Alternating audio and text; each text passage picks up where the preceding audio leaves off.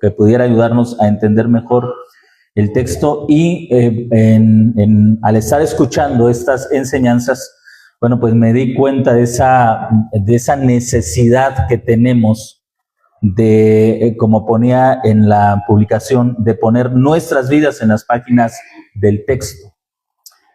Pasamos rápido, saltamos rápido de la interpretación a la aplicación.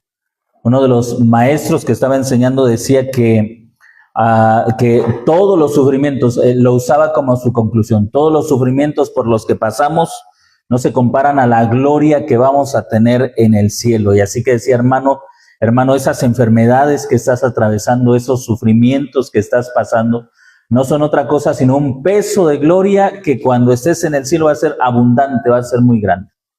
Otro pastor de otra corriente completamente diferente al anterior, llegaba a una misma conclusión.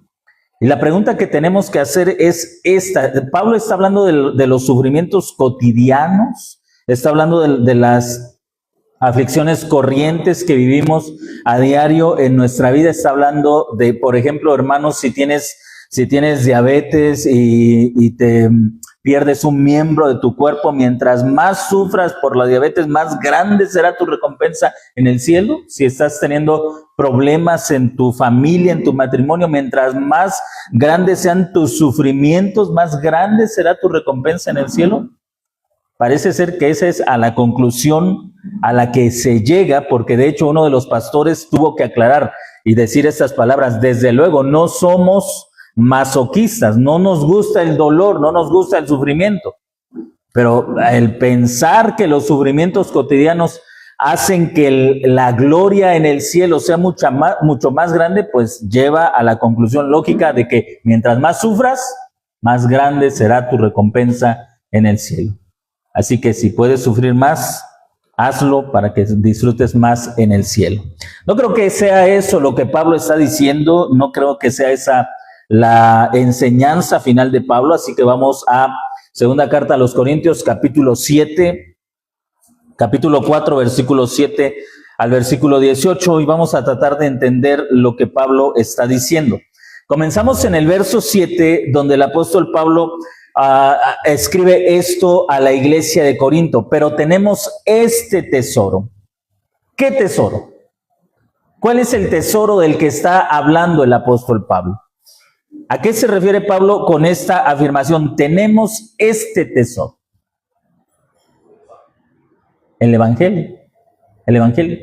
El Evangelio o la proclamación del nuevo pacto. Tenemos este tesoro en vasos de barro. Recuerden que desde el capítulo 3, Pablo está hablando del nuevo pacto en contraste con el antiguo pacto. El antiguo pacto fue glorioso, tanto que Moisés tuvo que cubrir su rostro. El nuevo pacto es mucho más glorioso porque está cimentado en la persona de Jesús. Así que este tesoro, Cristo, el nuevo pacto o la proclamación del Evangelio, que son nombres con los que Pablo se refiere a lo mismo, a Cristo, al nuevo pacto, a la proclamación del Evangelio, está en vasos de barro. ¿Cuáles son los vasos de barro? Ahora, nosotros pensaríamos, pues lógicamente nosotros, y esos dos expositores partían de esta idea. Los seres humanos somos vasijas de barro, somos vasos de barro, somos frágiles, nos rompemos, nos enfermamos con facilidad, sufrimos con facilidad. Nosotros somos las vasijas de barro. No, Pablo no está dando una declaración o no está describiendo la condición de la naturaleza humana. Pablo en el capítulo 3 y en el capítulo 4 está hablando del contraste entre él y los colaboradores de Pablo como ministros del nuevo pacto, contrastado con la riqueza, la opulencia, la influencia de los sacerdotes, de los fariseos como ministros del antiguo pacto. Mientras los líderes religiosos de Israel tenían el apoyo de Roma, eran ricos, eran poderosos, eran influyentes, Pablo y el resto de los apóstoles y colaboradores también de Pablo, los colaboradores de Pablo, los predicadores del evangelio del nuevo pacto, eran simples vasijas de barro en comparación con la riqueza y la opulencia de los líderes, de los maestros del antiguo pacto. Así que Pablo no se está refiriendo a todos los seres humanos. No se está refiriendo a ti, no se está refiriendo a mí, no se está refiriendo a las debilidades de nuestra humanidad, de nuestra mortalidad. No está diciendo, hermanos, aquí no nos está dando una clase de antropología, no nos está hablando de la constitución del ser humano, no nos está diciendo cómo el ser humano es propenso al sufrimiento, porque esta es la forma en que la mayoría de los intérpretes entiende el texto. De hecho, en una de estas predicaciones que estaba oyendo, el pastor decía que él a su vez había escuchado hace tiempo a un pastor que mientras estaba hablando y predicando con mucho entusiasmo, con mucho ánimo, él dijo: hace poco tiempo mi hija murió. Ese es un sufrimiento que ninguno de los que somos padres quisiéramos pasar, ¿no es cierto? La muerte de uno de nuestros hijos. Y este pastor decía: una vasija de barro, quebrada por el sufrimiento.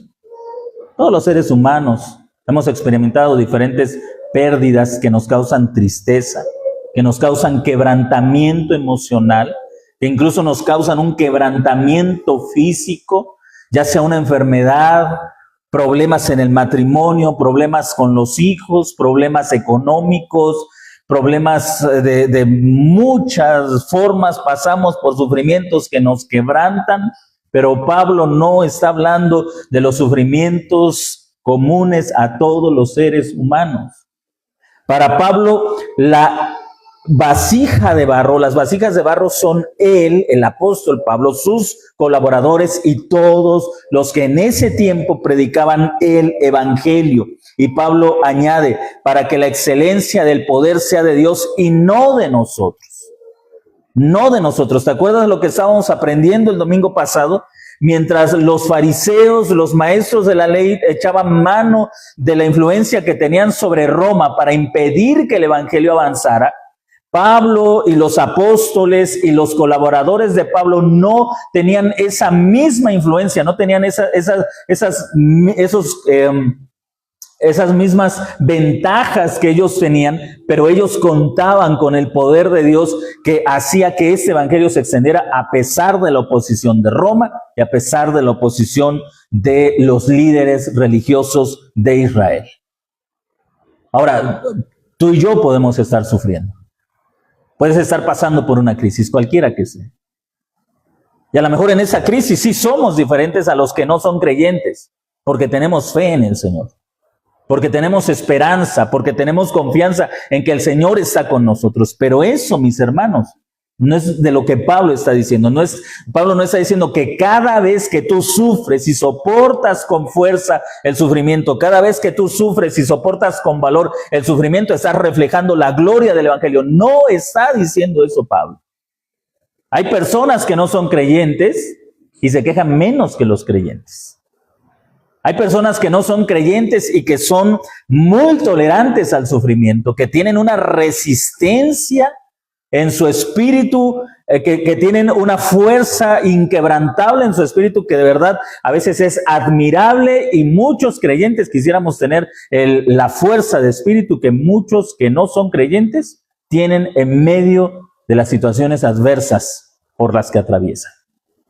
Puedes tomar un libro de historia, un libro de historias de personas, de personajes, y te vas a encontrar con muchos hombres en la historia que no profesaban la fe cristiana, pero que mostraron una fuerza en su espíritu inquebrantable.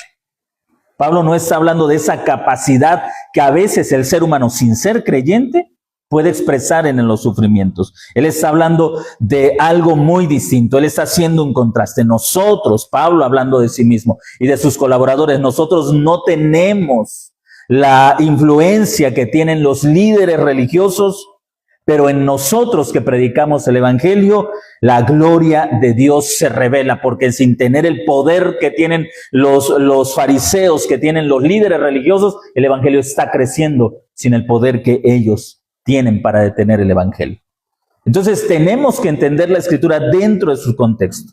Y luego en el verso 9, verso 8 y 9, el apóstol Pablo habla de esos sufrimientos. Estamos atribulados en todo, pero no angustiados, en apuros, pero no desamparados, perseguidos, pero no desamparados, llevando en el cuerpo siempre por todas partes la muerte de Jesús, para que también la vida de Jesús sea manifestada en nuestro cuerpo.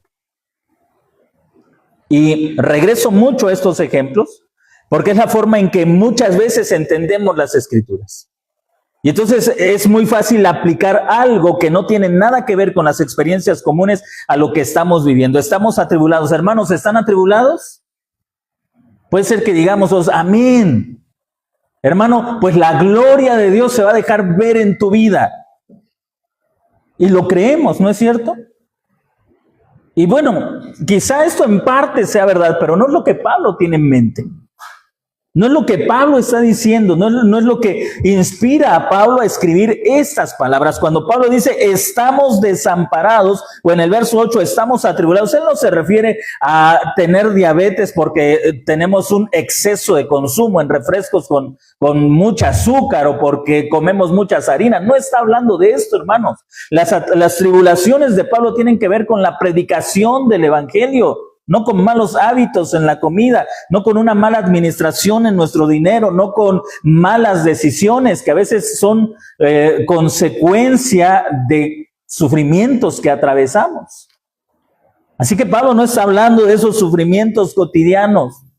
Y me temo que en ese sentido, quizá para ti sea un poco desalentador venir a este pasaje y decir, entonces estos sufrimientos que estoy viviendo no van a hacer que mi corona en el cielo sea mucho más grande, que mi recompensa en el cielo sea mucho más grande. Me temo que no, mi querido hermano. Me temo que no. Que los sufrimientos que estás pasando ahora, en este momento, ya sea causados por tus malas o nuestras malas decisiones, o por nuestros malos hábitos, o causados por otras personas, no van a hacer que tengas una mayor recompensa en el cielo. No es de lo que Pablo está hablando.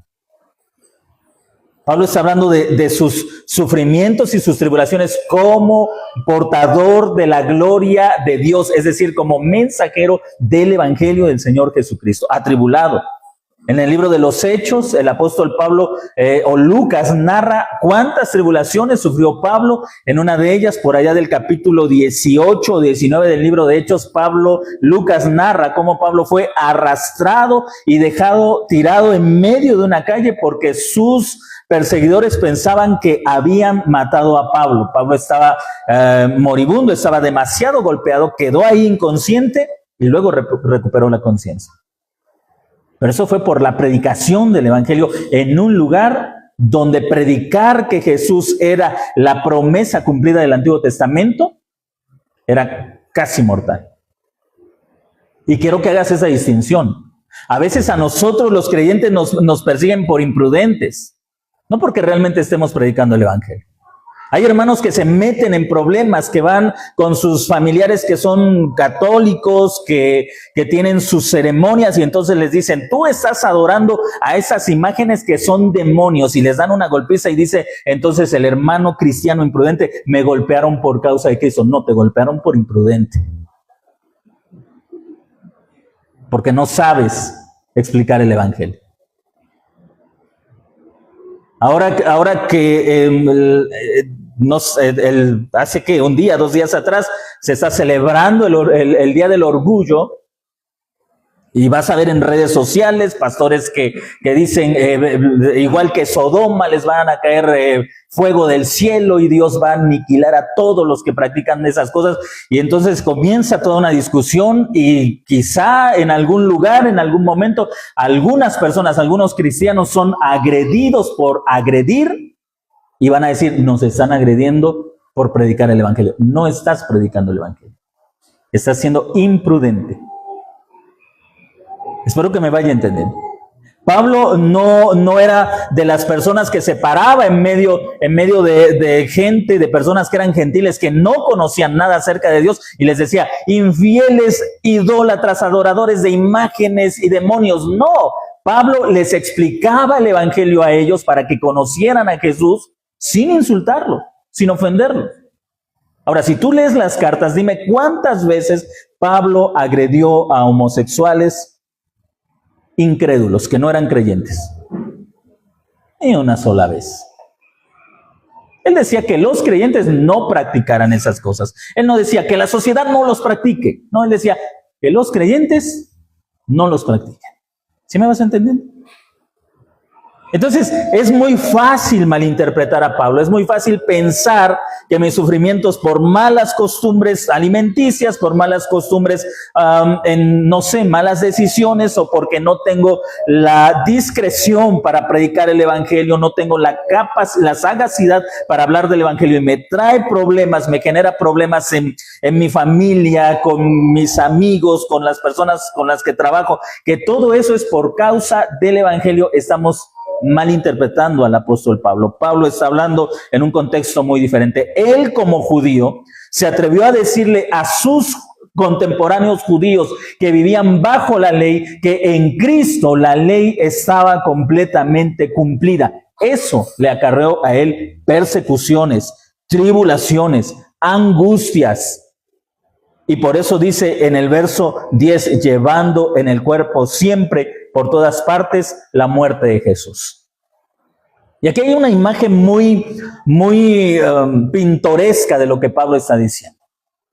Porque Pablo está diciendo que el mensaje del evangelio, y eso lo explicó también en el capítulo 2, es un aroma de muerte para los que no creen en Jesús. Para los judíos que no creían en Jesús, hablar del evangelio era un aroma de muerte. Y Pablo está haciendo una referencia al hábito, como hasta ahora, de cargar el féretro o cargar a la persona. Cuando una persona moría, como en nuestro tiempo, era cargada por voluntarios, generalmente 4. Nosotros, en nuestra costumbre, a la persona que muere se mete en un ataúd y generalmente va en la carroza, pero en aquellos días las costumbres eran distintas. Se ponía a la persona embalsamada en una camilla, se levantaba la camilla y las personas voluntarias cargaban el cuerpo del muerto, del difunto, y aunque estaba embalsamado, había un olor a muerte que ceremonialmente quedaba impregnado en quien lo cargaba. ¿Por qué? Porque cualquiera que toca a un muerto es ceremonialmente impuro. Ahora, cuando Pablo habla de llevar por todos lados el olor de muerte de Cristo, está diciendo eso. Cuando las personas, cuando los judíos escuchan hablar acerca de Jesús como el Mesías, para ellos la persona de Jesús huele a muerto, a no te acerques, a ceremonialmente impuro, a algo que no debes tocar para que no te alejes de Dios. Es una metáfora de la predicación del evangelio. Desde la experiencia del apóstol Pablo. Poniéndolo en nuestro contexto, ¿a quiénes de ustedes les han dicho algo por hablar del evangelio? A ninguno, a menos que seamos imprudentes, ¿no? A menos que empecemos a meternos con las tradiciones de otras personas y no predicar el evangelio, sino atacar sus tradiciones. Es que probablemente la persona te va a decir: no empieces, no ofendas mi fe, no ofendas mis creencias. Pero a ninguno de nosotros nos dicen nada por hablar de Jesús, del evangelio. En el contexto de Pablo era distinto.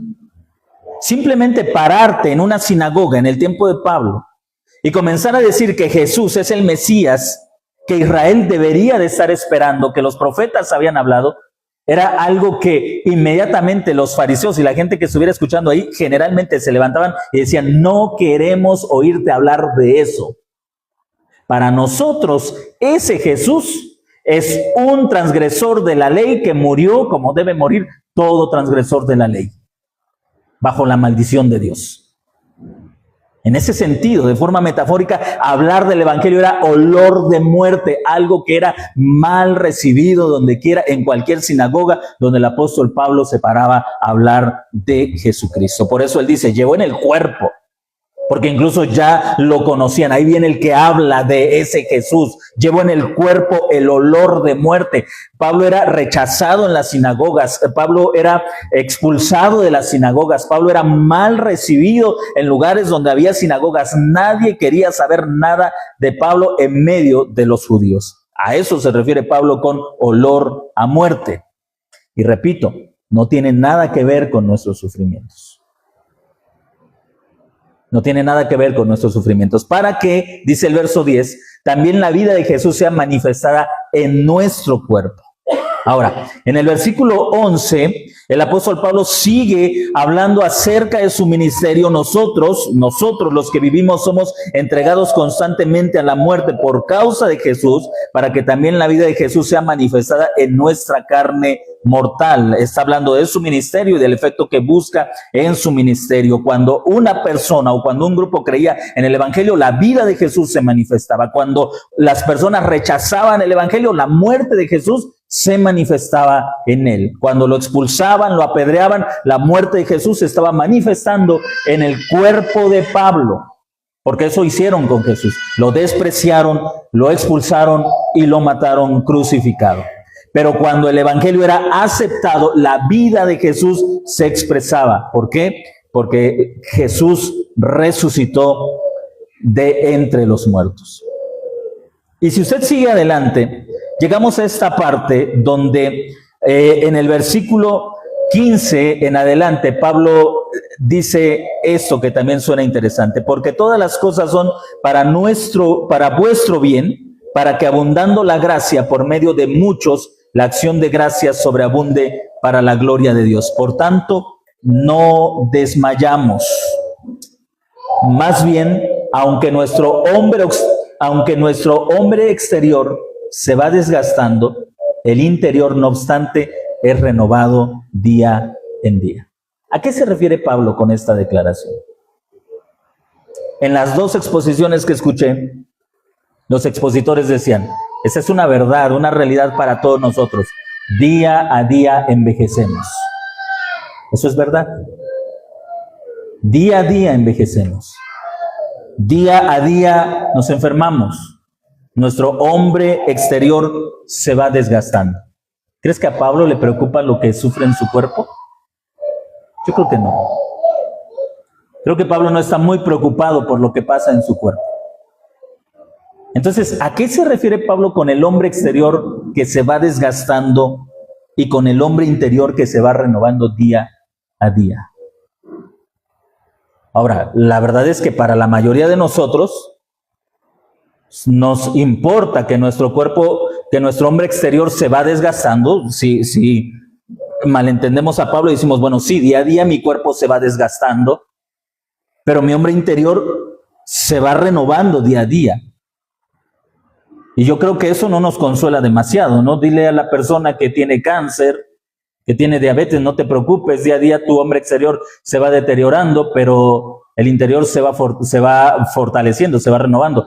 Él te va a decir, esa persona te va a decir: pues yo quisiera que me doliera el hombre interior y menos el hombre exterior.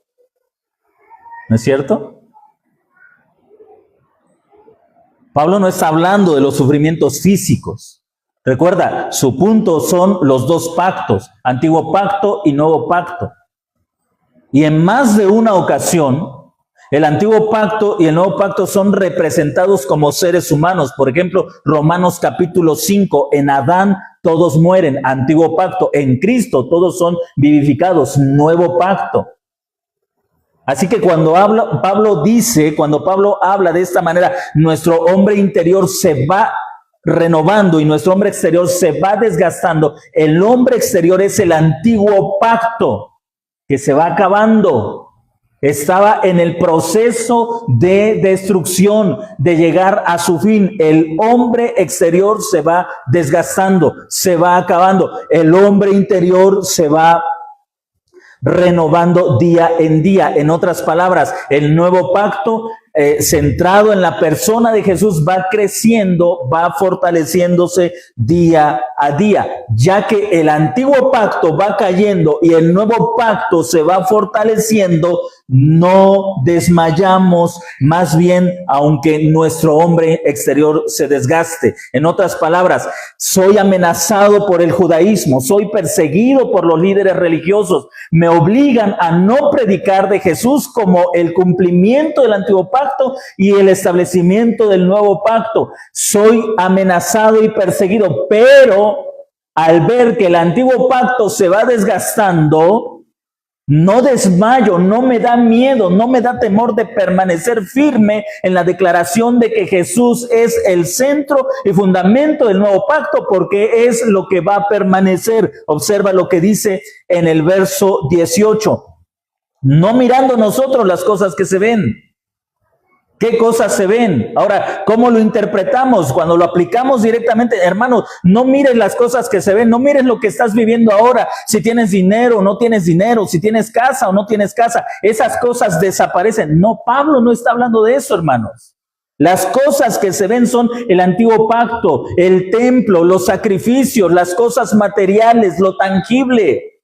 Esas son las cosas que se ven, sino las que no se ven. ¿Cuáles son las que no se ven? Ah, bueno, entonces ahí viene la espiritualización, ¿no? No pongas tus ojos en las cosas que se ven. No pienses en el dinero, en si tienes o no tienes. Pon tus ojos en las cosas que no se ven, allá en el cielo. ¿Te acuerdas de una canción, de un canto viejo, de un himno viejo que dice, allá en el cielo, allá en el cielo, allá en el cielo? No habrá más llanto, ni más tristeza, ni más dolor. Y cuando estemos los redimidos allá en el cielo, alabaremos al Señor. Entonces no pongas tus ojos aquí, donde sufres, donde tu cuerpo se cansa, se quebranta. No pongas tus ojos en lo que estás experimentando. Ponlos allá en el cielo. Cuando llegues al cielo y todo sea gloria, esplendor, alegría, tú piensa cada vez que te dé un dolor en este cuerpo mortal, tú pon los ojos allá en el cielo. No, Pablo no está hablando de eso. No está mencionando estas cosas. Las cosas que se ven para Pablo es el antiguo pacto. Templos, sacerdocios, sacrificios. Las cosas que no se ven es el nuevo pacto, basado en la sangre de Jesús, en el sacerdote que entró al verdadero lugar santísimo, y no como el sumo sacerdote que entraba año tras año al santuario terrenal. Jesús entró al santuario celestial una vez y para siempre. Esas son las cosas que no se ven. El versículo 18 dice, sino en las cosas que no se ven, porque las que se ven son temporales. Y ahora suena lógico. Nosotros sabemos que lo material es temporal, ¿no es cierto? Y pensamos que entonces se refiere a lo material, ¿para qué tanto te preocupas de cambiar de celular si es material? Eso es temporal, eso es pasajero. ¿Para qué tanto? Hay una canción por allá del 90, para los que somos creyentes de hace mucho tiempo, una canción que popularizó, si no me equivoco, Ruth Ríos. Algunos la habrán oído, muchos quizá no la conozcan. Pero decía algo así como, esta casa está muy vieja. Ya no arreglaré el techo, ya no arreglaré el piso, ya no arreglaré ese roto ventanal, porque me preparo para volar con mi Señor. O sea, esta canción prácticamente lo que decía es, no pongas tus ojos en lo material, porque pronto viene Jesús y nos vamos. Así que ya no arreglaré el techo, más en este periodo de lluvia, ¿no? Ya no arreglaré el techo, que siga habiendo goteras, porque yo me voy con el Señor. Ya no arreglaré el piso, ya no le voy a cambiar el piso, ya no voy a cambiar el vidrio de la ventana, porque pronto me voy con mi Señor. Suena espiritual, suena bonito, pero no es lo que Pablo está diciendo. Pablo no está hablando de estas cosas. Lo temporal para Pablo no son las cosas físicas de nuestro tiempo. Lo temporal para Pablo es el sistema del antiguo pacto. El sacerdocio, los sacrificios, esas cosas son las temporales, las que se ven y las que son pasajeras. Las eternas, ¿cuáles son las eternas? El nuevo pacto que no tiene sacrificios físicos, que no tiene corderos físicos que han de ser degollados, que no tiene un sacerdocio físico, que no tiene un templo físico. Esas son las eternas, las que no se desvanecen, las que no pasan. Entonces, Pablo está haciendo ese contraste. No está hablando, no está haciendo un contraste entre lo material y lo inmaterial. Eso es del pensamiento griego, de la filosofía griega. No, Pablo está haciendo un contraste entre el ritualismo del antiguo pacto y las bendiciones espirituales del nuevo pacto. Ahora, regresa conmigo. Una vez que tenemos en mente lo que Pablo está haciendo, en el verso 17, Pablo escribe lo siguiente: porque esta leve tribulación momentánea produce en nosotros un cada vez más excelente y eterno peso de gloria. Y aquí está este verso, este pasaje de las Escrituras que ha servido de mucho ánimo, como una promesa que da mucho ánimo a muchos creyentes que han pasado por sufrimientos. Entonces, estás sufriendo y te consuelas diciendo: esa tribulación es momentánea, es pasajera. Ahora, en nuestra sabiduría popular lo sabemos, ¿verdad? No hay mal que dure 100 años y lo demás que sigue. No hay mal que dure 100 años. Nosotros sabemos en nuestra sabiduría popular que ningún mal es eterno o dura mucho tiempo. Entonces, tú no necesitas ser cristiano si estás pasando por una crisis, no necesitas ser cristiano para saber que un sufrimiento es temporal. No necesitas ser. Lo sabes tú, es cierto, pero también lo saben los que no son cristianos. Y ellos no conocen las palabras de Pablo.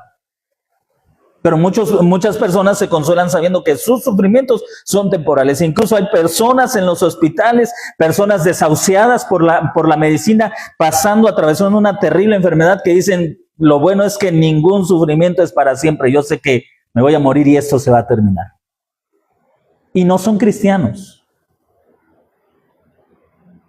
Entonces, todas las personas saben que los sufrimientos no son para siempre. Pablo no está descubriendo algo que nadie antes de él sabía. Ahora, Pablo nos está enseñando algo completamente diferente. Lo que Pablo está diciendo es que esta leve tribulación, es decir, yo, Pablo, predicador del Evangelio de Jesucristo, ministro del nuevo pacto, que he sido perseguido, que he sido apedreado, que he sido golpeado, que he sido malentendido, que he sido expulsado de las sinagogas, estoy convencido que esta leve tribulación por predicar el Evangelio no va a durar para siempre, pero la gloria del nuevo pacto hacia la que me dirijo es eterna. En otras palabras, va a llegar el momento en que quienes me persiguen junto con todo el sistema van a desaparecer, pero la gloria del nuevo pacto no va a desaparecer. ¿Te das cuenta cómo Pablo no está escribiendo un libro de motivación personal? Y lamento mucho cuando escucho a predicadores de sana doctrina, porque les estoy hablando de predicadores que son ícono en la interpretación bíblica, que son un referente, que cualquiera te va a decir: si quieres ser un buen predicador, escucha a ese predicador. Es lamentable cómo estos predicadores que aman las Escrituras sin duda alguna terminan haciendo lo que juzgan en otros, convirtiendo la Biblia en un libro motivacional. Y diciendo a la congregación: hermanos, no desmayen, estás pasando por enfermedades, esa tribulación es momentánea, pero tienes un peso de gloria que es eterno. Suena bien, pero Pablo no está dando un curso de motivación. Suena cristiano, pero Pablo no está solamente tratando de alentar a gente que está sufriendo como cualquiera que sufre en este mundo.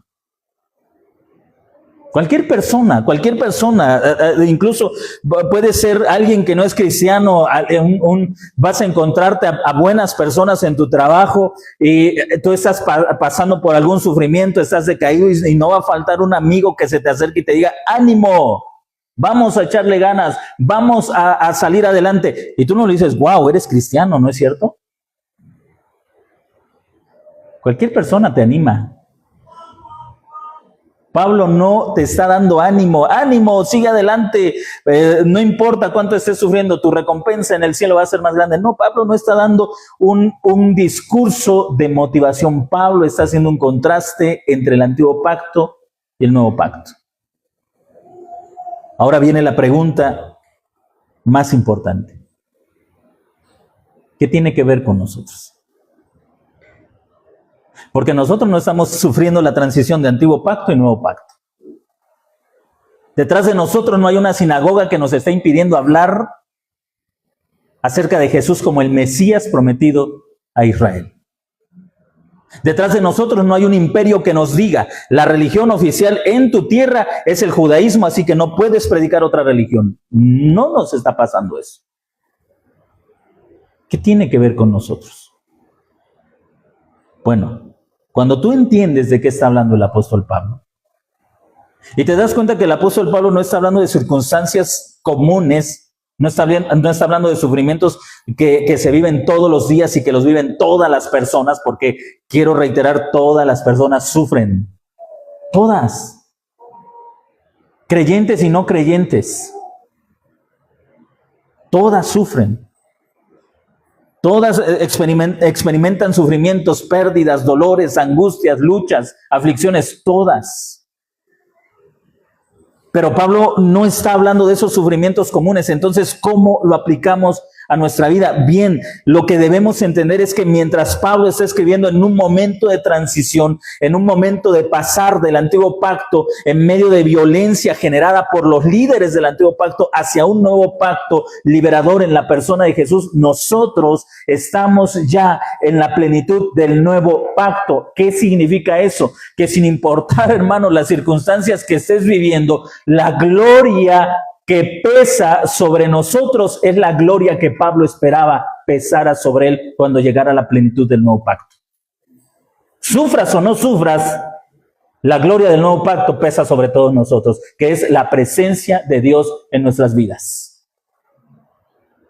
Estés pasando por tribulaciones o no estés pasando por tribulaciones, la gloria de ese peso eterno de gloria está sobre todos nosotros. Ese peso eterno de gloria es la presencia de Dios en medio de su pueblo. Tú no necesitas sufrir para experimentar el peso de gloria.